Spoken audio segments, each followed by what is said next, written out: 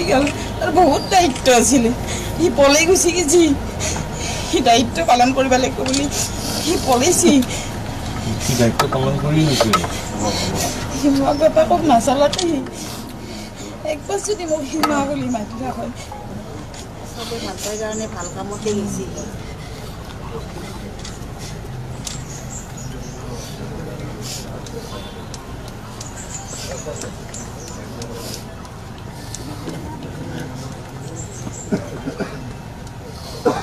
আপোনাৰ বহু ল'ৰা থকা বুলি ভাবক আছে দিয়ক বহু ল'ৰা আছে নহয় মোৰতো আছে ময়ো সেইখন মঞ্চৰ পাইছোঁ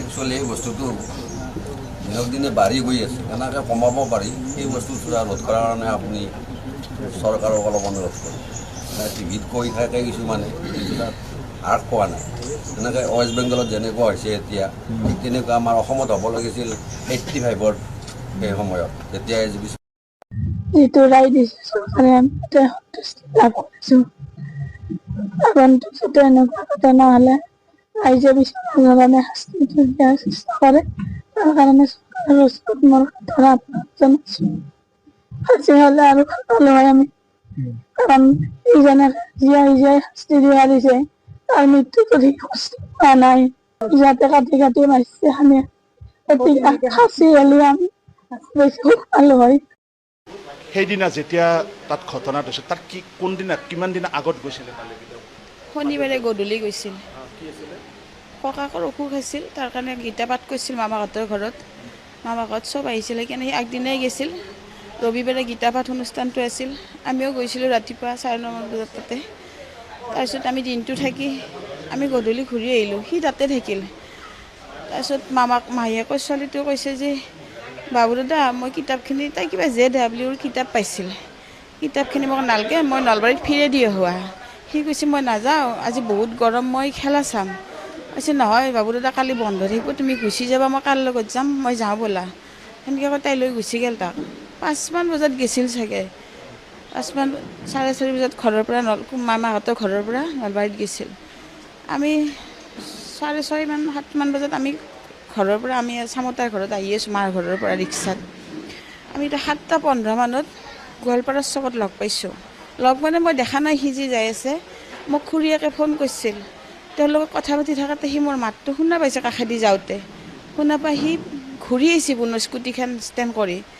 তাইক থৈ আহিছে তাইক অনা নাই লগত তাই স্কুটিখনৰ কাষতে আছে সি আহি কিনে কৈছে মা মই তোমাৰ মাতটো শুনা পাই ফিৰি আহিছোঁ সেই বুলি কৈ সি মোৰ গালে চালে লাহে মৰম কৰি থৈ ই গুচি গৈছে তাৰপিছত ঠিক আমি ঘৰত আহি পাইছোঁ মই ফোন কৰিলোঁ একবাৰ জানক আমি ঘৰ আহি পাইছোঁ বুলি সি ফোনটো ধৰা নাই নধৰাতে মই আইতাকক কৈছোঁ আইতাকেও ধৰা নাই মানে মোৰ মাক কৈছোঁ মাও ধৰা নাই বৌক কৈছোঁ বৌও ফোন ধৰা নাই তাক 5বাৰ কৈছোঁ সি 5বাৰে ফোন ধৰা নাই সি মোৰ ফোন একবাৰ গেলি কিবা কাৰণত ধৰিব নিদিলোঁ সি মোক কল বেক লগে লগে কৰে সিদিনা সি মোক কল বেকো কৰা নাই নকৰোঁতে মোৰ মনটোত এটা ভয় ভাৱ সোমাই গৈছে আৰু কৈছোঁ 6 নম্বৰ বাৰত ফোন কৰাতে থানাৰ পৰা ধৰা ধৰিছে ফোনটো কৈছে মই থানাৰ পৰা কৈছোঁ তেতিয়া মই ভাবিছোঁ নিশ্চয় ল'ৰাটো কিবা গাড়ী এক্সিডেণ্ট হৈছে তাত মই কৈছোঁ কি হৈছে আপুনি কওক মোৰ দেউতাকটো এনে পেচেণ্ট ষ্ট্ৰক পেচেণ্ট গতিকে আপুনি মোকে কওকচোন কি হৈছে তাৰ কৈছে বিশেষ হোৱা নাই সাধাৰণ এক্সিডেণ্ট হৈছে আপুনি ঘগ্ৰাবাৰ মেডিকেল কলেজক লৈকে ইমিডিয়েট আহক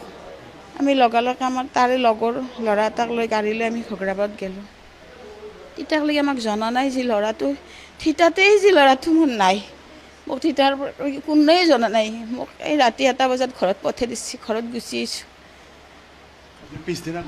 পিছদিনা ৰাতিপুৱা ঘৰত গম পাইছোঁ আপুনিতো গোটেইখিনি কথা গমেই পাইছে লাভ জেহাদৰ বলি হৈছে আপোনাৰ যেতিয়া মই আপোনাৰ হাজবেণ্ডক স্বামীক যেতিয়া মই কথাটো সুধিছিলোঁ অৰ্থাৎ মাদেজৰ পিতৃক মই যেতিয়া কথাটো সুধিছিলোঁ তেতিয়া তেখেতে কৈছিল যে আচলতে এই হত্যাকাণ্ডটো সেই হত্যাকাণ্ড হ'ব লাগিব মোৰ ল'ৰাটো কৈছে সঁচা কিন্তু এনেকুৱা আচলতে এই লাভ জেহাদৰ বলি হৈ এইটোৱেই সেই হত্যাকাণ্ড হ'ব লাগিব আপুনি কি মোৰ মতে শেষে এইটোৱে শেষ ইয়াৰ পিছত যদি পুনৰাবৃত্তি নাই ঘটনাকে কাৰো মাকৰ লগত নঘটে কোনো মাক দেউতাকে যেতিয়া এই কষ্টটো পাব নালাগে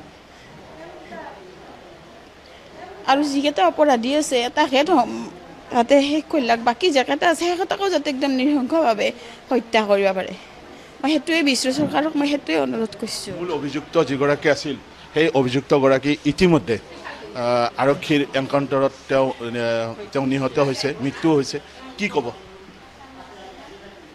সেইটো গম পাই মই অলপ ক'ৰবাত অলপ হ'লে মই শান্তি পাইছোঁ।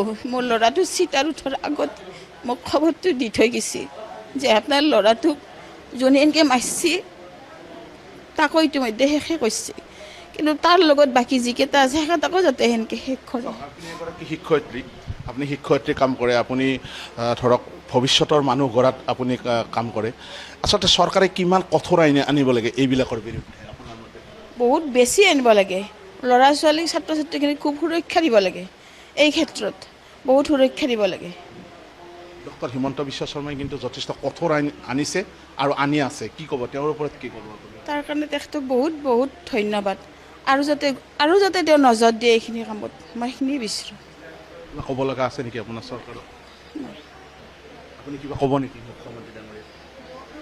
কি ক'ম, মোৰতো ল'ৰাটো গুচিয়ে গ'ল, যাতে কোনো মাকৰ এনে নহয় তেখেতে যাতে সেই ব্যৱস্থাটো কৰে, স্কুল কলেজৰ ল'ৰা ছোৱালীক যাতে অলপ সুৰক্ষা দিয়ে। ধন্যবাদ জনাইছোঁ আপোনাক। এয়া হ'ল মাতৃ আৰু মাহতে সি বিহুৰ আগে আগে চুৰি দেখাইছিল, মোকো মাৰে, সি তাইকো মাৰে, বৰমাককো কৈছিল তহঁতক চিনি নাপাওঁ বুলি ভাবিছা, মই মাৰি পেলাম, মই তহঁতক, তাইক কৈছিল তোক মাৰিম মই, তাই কৈছিল মোৰ গাল ল'ম একডাল লাৰি চা, তই মোক কি কৰিব পাৰিবি, তাইক পঢ়িও আৰু শান্তি নেদে। এই চিন্তা কৰি কৰি তাই ছোৱালীটো শ্লিপিং পেৰালাইচিছ হৈ গৈছিল, মোক লৈ আহিব দিছিল স্কুলৰ পৰা, যে এনবিৰ পৰা লৈ আহি মই চিকিৎসা কৰি ভাল কৰি আকৌ থৈ আহিছিলোঁ মাত্ৰ তাইক। তাৰপিছত গৰম বন্ধত মই আৰু আনিছিলোঁ তাইক, তাই থকা কথা নাছিলে ইয়াতে, তাই কৈছে মই ইয়াতে নাথাকোঁ, মই ইয়াতে থাকিলে মই ঘৰৰ পৰা ওলবাই নৰো, তাৰ কাৰণে মই মামাৰ তাকে যাম, ডাঙৰ মামা গুৱাহাটীত থাকে, সি আহি থাকে, সি আহি ভাবুকি দি থাকে, মাৰা তাৰ ভাবুকি দিয়ে, তাইক উঠে এনাৰ ভাবুকি দি থাকে। 15 দিন পূৰ্বেও আহিছিল আৰু 5 দিনমান আগতো সি আহিছিল। যিটো দাইদাক মৰিল তাৰ বাবুৰ লগত সি তাই দুয়ো বহি ভাগ বন্যাকে মই মাক থৈ ঘৰত বাৰান্দাত বহি কথা পাতি আছে, দোকে বেয়াকে বিজ্ঞান জ্যোতিৰ সেই কিতাপখিনি চেঞ্জ কৰি তাই NCERT-খন আনিব গৈছিল দাইদাকৰ লগত।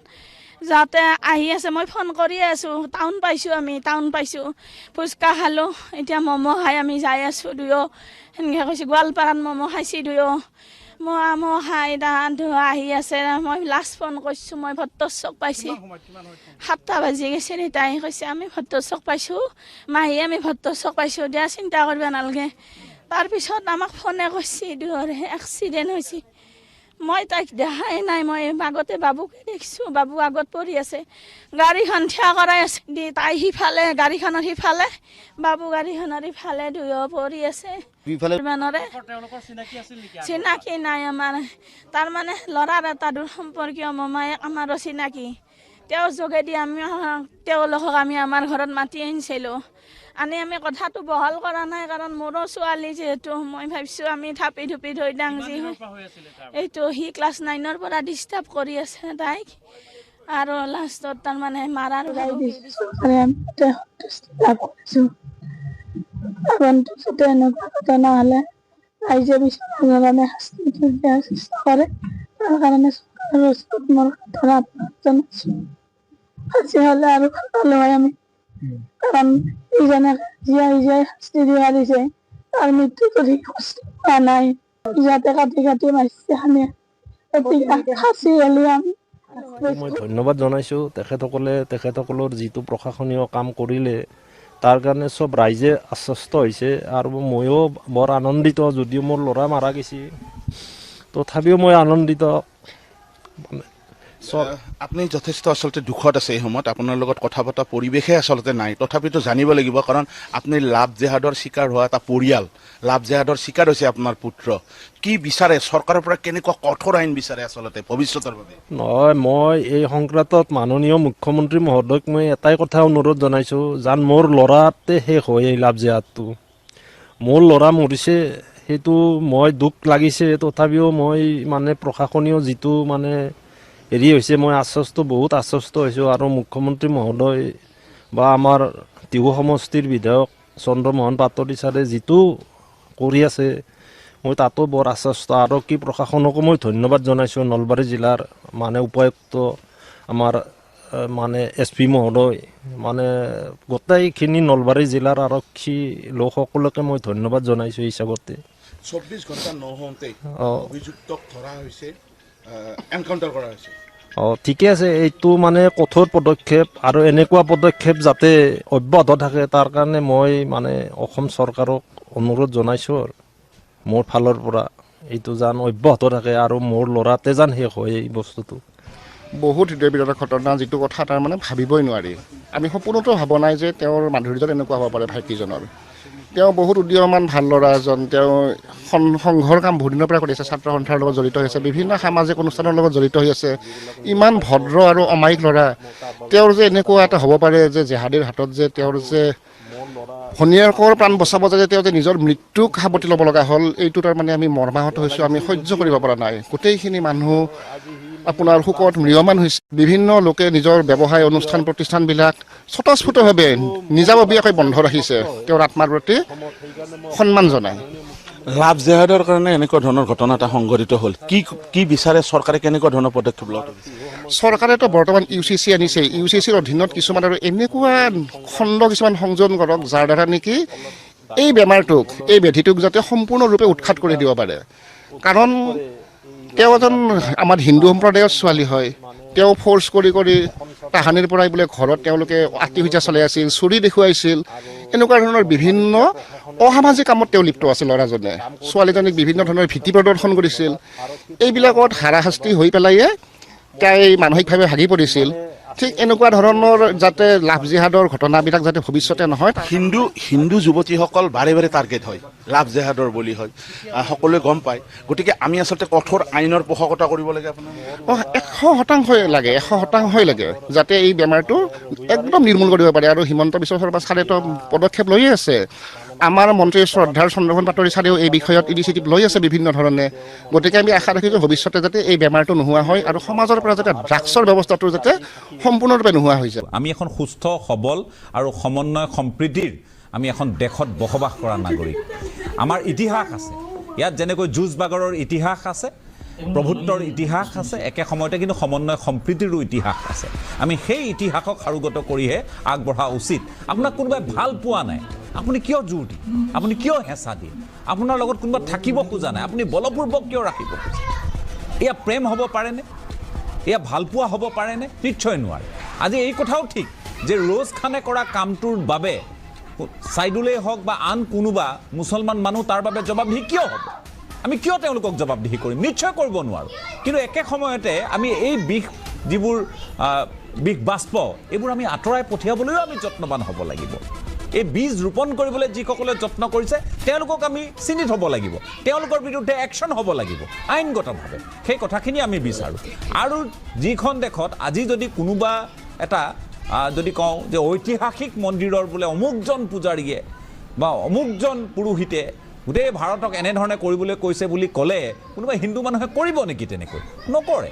কিন্তু ইছলাম এটা অন্যতম যিহেতু নৱতম এটা ধৰ্ম, গতিকে এই ধৰ্মৰ বিৰুদ্ধে ক'বলৈ নাযাওঁ। কিন্তু একাংশ লোকে ভাবি লয় যে তেওঁলোকৰ চেতনা থকাৰ পাছতো, জ্ঞান থকাৰ পাছতো, সকলোখিনি শক্তি বিবেক থকাৰ পাছতো এই তেওঁলোকতকৈ বোধ হয় তুলনামূলকভাৱে কম শিক্ষা দীক্ষা থকা, ধৰ্মীয় শিক্ষা হয়তো বেছি থাকিব পাৰে, সেইসকল লোকৰ কথাত পতিয়ন গৈ কিছুমান কথাক তেওঁলোকে প্ৰমোট কৰে, যিটো ভাল কথা নিশ্চয় এখন সুস্থ সমাজৰ বাবে নহয়। ভাবিব লাগিব। আমি আপোনালোকৰ বিৰোধী নহয়, আমি আপোনালোকৰ কাৰোৰে সৈতে আমি সংঘাত বিচৰা এখন সমাজ নিশ্চয় নিবিচাৰোঁ। গতিকে কথাবোৰ সকলোৱে ভাবক যাতে এনে ঘটনাৰ পুনৰাবৃত্তি নহয়। ধন্যবাদ।